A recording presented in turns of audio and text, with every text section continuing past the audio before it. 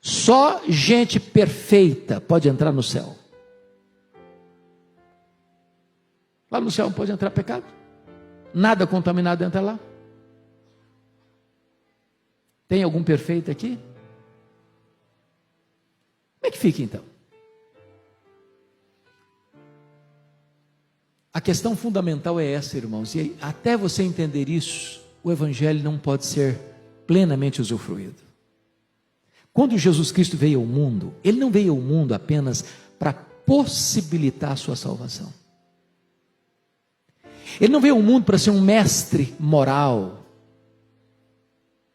Ele não veio ao mundo apenas para ensinar verdades lindas e curar enfermos e levantar paralíticos e dar vista aos cegos, audição aos surdos, vida aos mortos.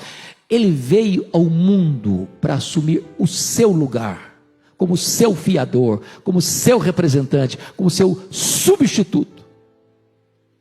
Há uma palavra que nós usamos que não é muito bem conhecida no linguajar popular. A morte de Cristo na cruz foi uma morte vicária. O que significa isso? Substitutiva. Ele morreu pelos nossos pecados, 1 Coríntios 15, versículo 3. Ele morreu pelas suas ovelhas, ele morreu pela sua igreja, ele morreu por você.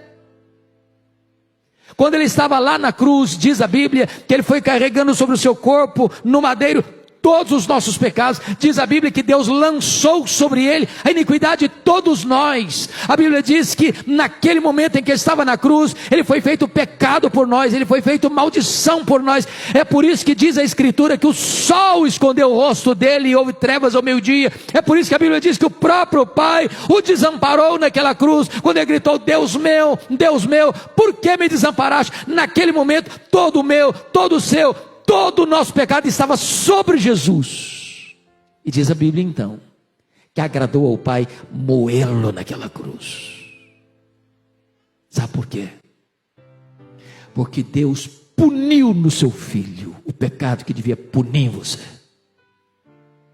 A lei exigiu que a morte dele acontecesse, porque o salário do pecado é a morte.